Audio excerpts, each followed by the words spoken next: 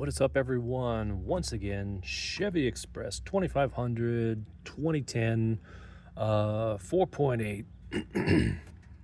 So I've had this issue that I've been dealing with for a little bit, and it's it's kind of an important one.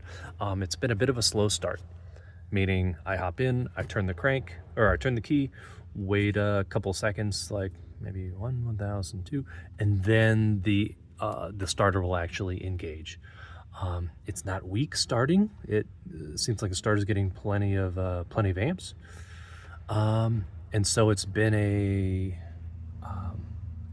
bit of an ongoing thing where the first thing that I did was I cleaned up just about all of the chassis grounds. So we got one over here. There's at least one down here on the frame rail. I can't remember more below, but if you go looking around, you can find them. And also there are two on the back side of the engine. So you just hop in.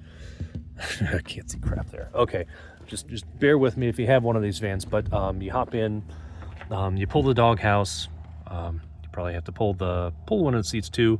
Take the doghouse, and on the back of the engine, right above the transmission, there's two bolts.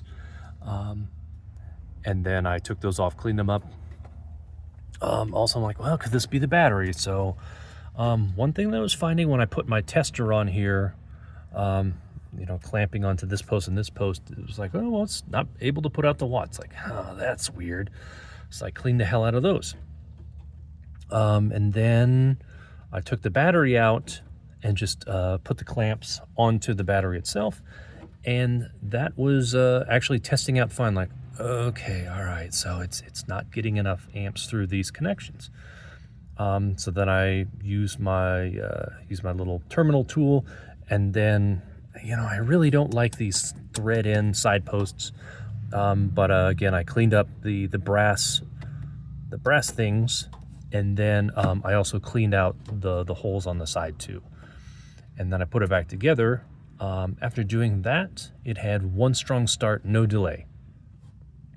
But another thing that was mentioned from a friend was like, okay, well, what about any of your like relays in the starting circuit? Like, well, I hadn't really thought about that. And so obviously I've just taken this off, but as we can see here, so relays, focus. I don't know if it's focusing, but anyway, so relay 15 run/crank, and then relay 39, which is so 15 and 39, or let's see if I can get in there.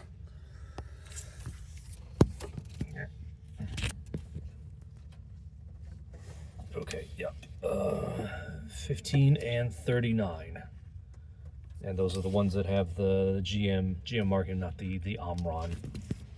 And this spot here, apparently it's a spot for a spare, but it's actually loose. So I'm just going to keep a spare relay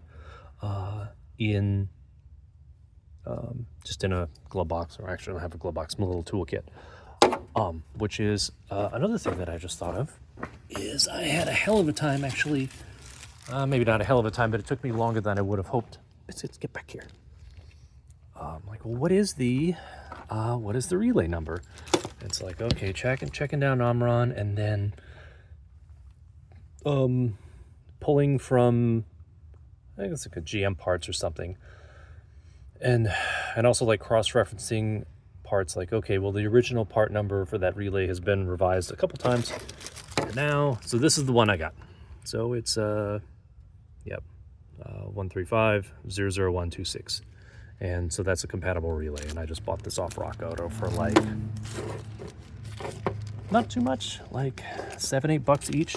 So I did buy a couple spares just in case to have them.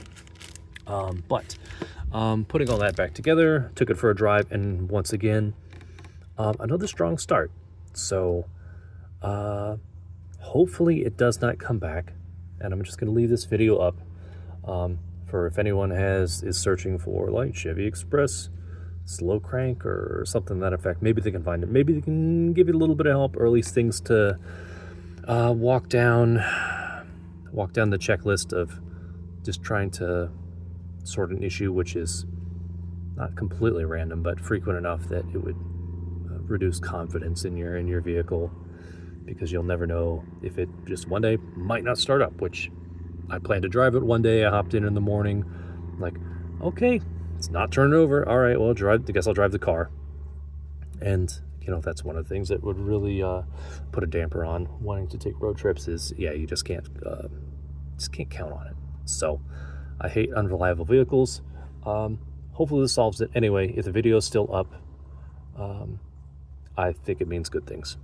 But anyway, thank you for watching. Thank you for listening. Good luck with your rig.